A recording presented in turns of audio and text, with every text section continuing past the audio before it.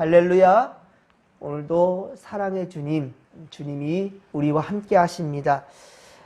계절은 점점 더 가을로 물어가고 있는데요. 그런데 어제부터 또 비가 내리기 시작합니다. 수확에 차질이 있을까 걱정이 됩니다. 한 해 동안 고생하신 그 농부들의 입가에 행복한 웃음이 지어질 수 있도록 좋은 일기와 또 좋은 때를 주님께서 반드시 허락해 주실 줄로 믿고요.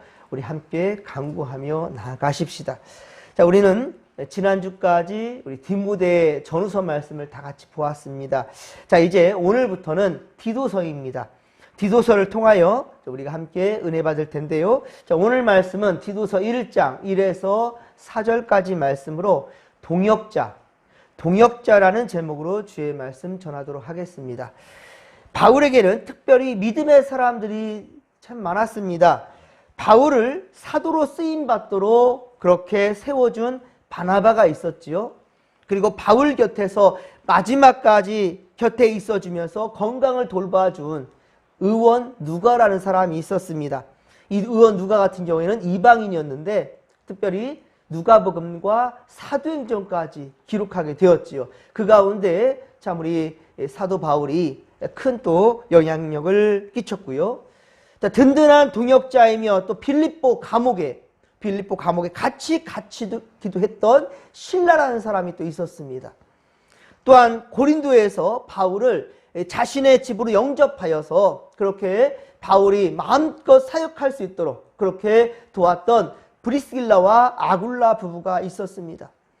그리고 자색 옷감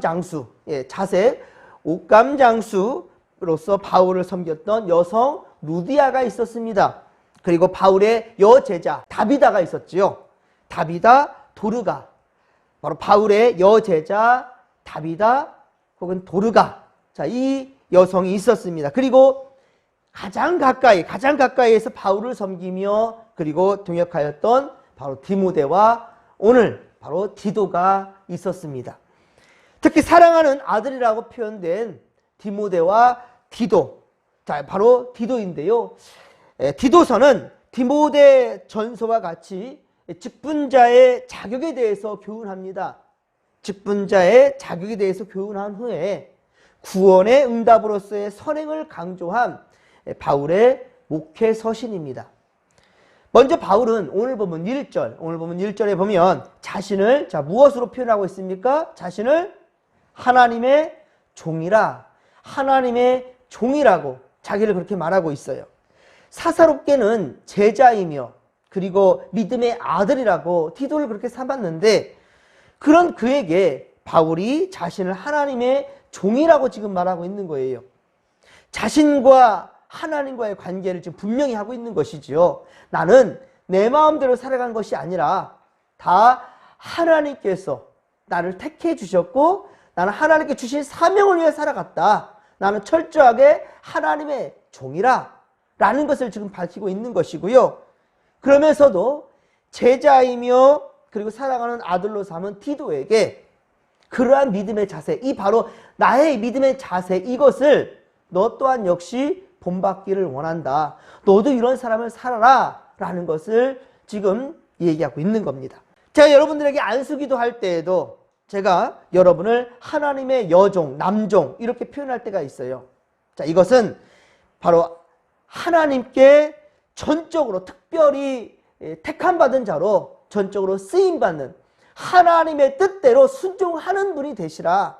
하나님의 뜻대로 순종하시라 라는 것을 제가 그렇게 바라고 있는 거예요. 하나님의 특별하신 다스림을 그렇게 받는 성도들이 될 수 있도록 그게 바로 복된 인생이 되는 거거든요. 그렇습니다. 우리는 하나님의 자녀임과 동시에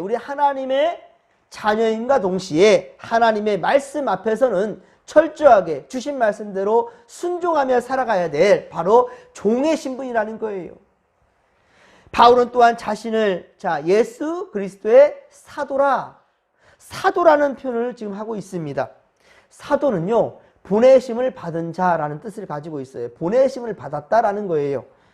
그러므로 바울은 오직 자신을 보내신 자 예수 그리스도의 생각대로 말하고 그리고 그의 명령대로 행동한다라는 거죠.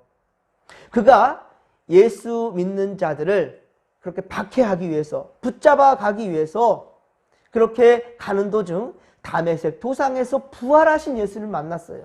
부활하신 예수를 만난 이후에 철저하게 예수님께 붙들린 자로 살아가게 되었단 말입니다. 그래서 예수 그리스도의 사도라라고 고백하고 있는 겁니다. 바울은 이것을 제자인 디도에게 그리고 디모데에게 자신을 위한 삶에서 이제는 하나님을 위한 삶으로, 나를 위한 삶에서 이제 하나님을 위한 삶으로, 그리고 주께서 하나님께서 세상을 이처럼 사랑해 주셔서 독생자 예수 그리스도를 보내주셨어요. 예수님께서 이 땅에 오신 이유가 바로 수많은 생명들을 살려내기 위한 것이었습니다. 그렇습니다. 세상을 위하는 삶을 살라는 거예요. 예수께서 세상을 사랑해 주셨듯이 우리 또한 역시 세상을 위해서 생명 살리는 사명을 감당해야 된다라는 것을 강조하기 위해서 또한 이렇게 자신을 예수 그리스도의 사도라라고 말하고 있고요. 너희 또한 역시 그렇게 예수님께 붙들린 자로 살아야 된다라는 것을 가르치고 있는 겁니다. 2절에 보면, 오늘 보면 2절에 보면 하나님이 택하신 것은 자 무엇을 위해서요? 소망을 위함이라 라고 말씀하고 있어요. 무슨 소망입니까? 영생의 소망입니다. 많은 사람들은 소망을 가지고 살아가지요. 예. 그런데 우리는 특별히 어떤 소망? 영생의 소망입니다. 이 영생은 거짓이 없으신 바로 하나님이 영원 전부터 약속하신 것이라 라고 말씀하고 있어요. 영원 전부터. 근데 어떤 하나님? 거짓이 없는. 거짓말 하지 않는다는 거예요. 참말 하신다라는 겁니다. 진리를 말하신다는 겁니다. 그래서 야고보서 1장 17절, 야고보서 1장 17절에 보면 하나님은 변함도 없으시고 회전하는 그림자도 없으시다라고 말씀하고 있어요. 그림자, 즉 어두움이죠. 그림자, 어떠한 어두움도, 거짓도, 악함도 없는 바로 하나님을 지금 증거하고 있는 거예요. 하나님은요, 그러니까 어떠한 악함이나 거짓이나 어두움도 없으신 분이시다. 회전하는 그림자도 없다라는 거예요. 빛에는 그림자가 없습니다. 오히려 빛으로 말미암아 어두움은 물러가게 되어 있지요. 그래서 예수님께서는 나는 빛이다라고 말씀하신 거예요. 그리고 너희 또한 역시 빛의 자녀다. 빛의 자녀답게 살아가야 된다라고 말씀하고 있어요. 때문에 우리 곁에는 어떠한 어두움의 그림자도 있어서는 안 된다는 것이고요. 세상의 악함, 인간의 그러한 유익들, 내 고집들, 이러한 생각으로 살아서는 안 된다라는 것입니다. 신실하신 하나님은 영원 전부터 그리스도 안에서 영생을 약속하셨습니다. 그리고 오래전부터 아담, 아브라함, 모세, 다윗 및 선지자들에게 영생을 약속하셨으며, 그리고 신약시대를 통해서, 그리고 바로 오늘날 우리를 통하여 우리에게 주신 바로 성경 말씀, 이 성경을 통해서 다시금 분명한 영생을 약속해 주셨고요. 이 약속을 부여잡고 우리는 살아가야 된다라는 것입니다. 3절입니다. 자, 디도서 1장 3절 말씀을 우리 같이 한번 읽겠습니다. 자기 때에 자기의 말씀을 전도로 나타내셨으니 이 전도는 우리 구주 하나님이 명하신 대로 내게 맡기신 것이라. 아멘. 그렇습니다. 하나님께서는요, 하나님의 시간표가 있으세요. 아브라함은 75세 때 약속을 받았는데 바로 아들을 주시겠다고요. 그런데 그 아들은 언제 얻게 됩니까? 100세에 얻게 됩니다. 요셉은 17살에 한 계시적인, 그러니까 한 계시적 꿈을 꾸었지만 17세에 계시적 꿈을 꾸었지만 30세에 애굽의 총리가 됩니다. 그 꿈이 그렇게 실현되게 되었고요. 다윗은 15세쯤 15살쯤에 사무엘에게 기름 부음을 받았습니다. 왕으로 기름 부음을 받았지만 실제 왕이 된 나이는 30세였습니다. 그러니까 이루어진 것들이 곧바로 응답되어지고 내가 기도된 대로 곧바로 응답되어지고 되어지는 것, 이런 응답도 있을 수 있지만 보면 오랜 시간을 거쳐서 그 기다림 속에 하나님이 약속하신 것이 이루어지게 된다는 것이에요. 많은 사람들은 특히 믿는 자들도 기도할 때 자신의 때를 하나님께 관철시키려고 내가 준비한 때예요. 그리고 이것을 억지를 부리지요. 하나님의 때라고. 아니라는 거예요. 우리의 시간표를 하나님께 맡게 되는 거예요. 그런데 내 때에 이루어지지 않다고 하여서 하나님께 원망과 불평을 그렇게 늘어놓아서는 안 된다는 것이지요. 그렇습니다. 모든 일에는 내가 정한 때가 아니라 하나님께서 작정하신 적절한 때가 있다는 말입니다. 그것을 우리가 알아야 될 것이고요. 그리고 하나님의 때를 어때요? 기다릴 줄 아는 인내가 필요합니다. 기다릴 줄 아는 인내, 이것이 바로 믿음이라는 거예요. 그러므로 우리는 무슨 일이든지 조급하게 생각하지 말고 행동에 옮기지 말고요. 하나님의 때를 기다리면서 신중하고 또 신중하며 항상 하나님께 물음으로 통하여서 그렇게 하나님께 의지하며 우리는 주님과 함께 보좌 맞춰 나가야 된다는 겁니다. 또한 하나님께서는 작정하신 때에 바로 자기의 말씀을 전도로 나타내셨다라고 말씀하고 있어요. 전도로 나타나셨다. 그 말씀은 복음, 곧 예수 그리스도에 관한 말씀이며 진리이며 구원과 영생의 말씀이에요. 영접하는 자, 곧 그 이름을 믿는 자들에게는 하나님의 자녀가 되는 권세를 주셨다고 그랬어요. 우리가 하나님의 자녀가 돼야 비로소 영생을 취할 수가 있게 될 텐데 길이요 진리요 생명이신 우리 예수님을 우리가 영접해야만이 가능하게 될 텐데 그것이 바로 복음이라는 거예요. 우리는 이 복음을 나만 소유할 것이 아니라 어때요? 우리가 사랑하는 자들 또한 알지 못하는 자들까지 이 땅에 수많은 선교사들이 우리를 알고 왔습니까? 아니에요. 보냄받은 자로서 바로 하나님의 동역자로서 예수 그리스도의 보냄받은 자로 그렇게 이 땅에 와서 어때요? 목숨을 걸고 복음을 전하다가 죽어갔지요. 그리고 우리는 선교 100년이 지난 지금 이렇게 수많은 사람들이 예수를 믿게 되었습니다. 그리고 이 복음은 우리 때, 우리 다음 때에도 끊임없이 주님 오실 때까지 이어가야 될 그런 사명이 있다는 사실, 우리 그리스도인들에게 있다는 것을 잊어서는 안 될 것입니다. 그렇습니다. 하나님의 뜻은 모든 민족이 구원을 이루기까지 쉬지 않으시며 바로 우리를 통해 이 구원의 역사를 계속해서 이루어가기를 주님은 바라시고 있다는 것입니다.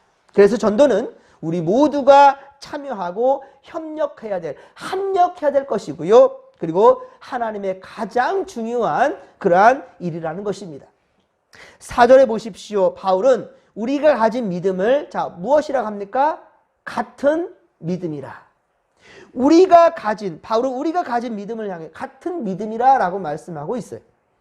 즉 공통적 믿음이고요. 함께 가지고 있는 믿음이라는 것이죠.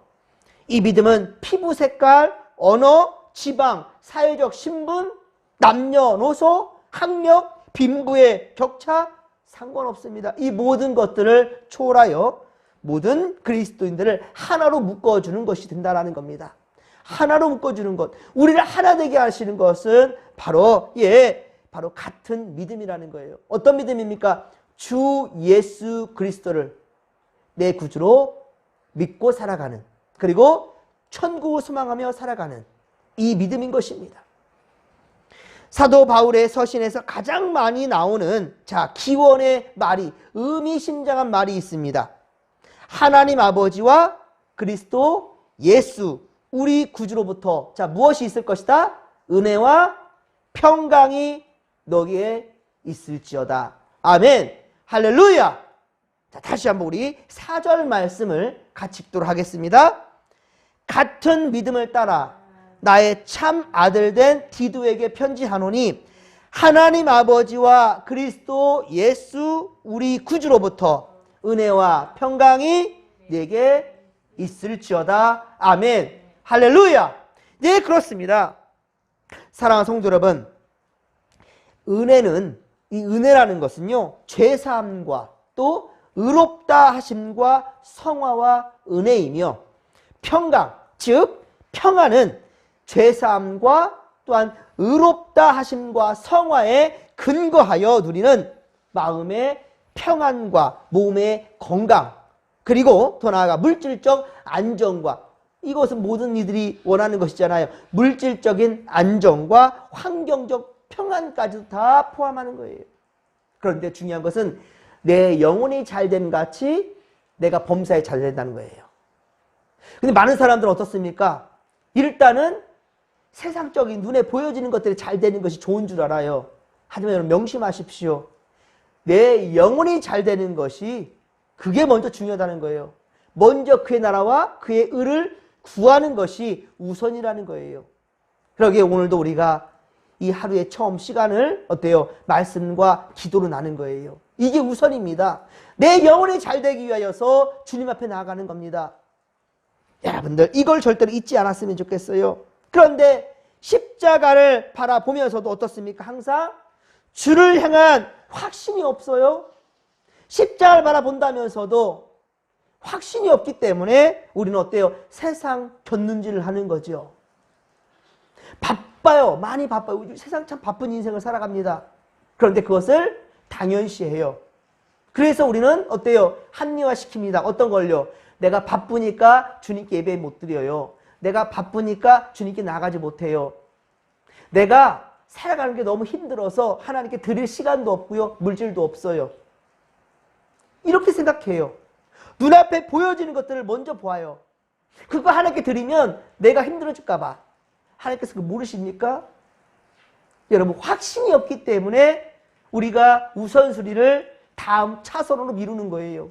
그리고 우선순위에 무엇을 둡니까? 내 환경과 상황을 합리화시키는, 이거 하나님께 드리는 것, 이건 그리스도인이 아닙니다. 우리가 그리스도인이라 한다면 그리스도의 사람이에요.